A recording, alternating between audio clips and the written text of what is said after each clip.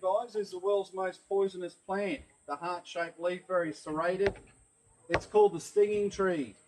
Aboriginal people call it gimpy gimpy, which means bad bad. Google calls it the suicide plant because people suicide if they cannot withstand the pain any longer because there is no cure for the pain.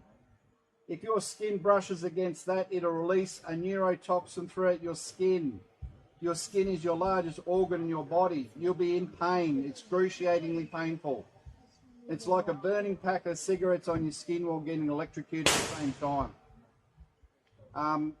So it's a native species in the wet tropics, guys, or in most Australian rainforests, except for Tasmania.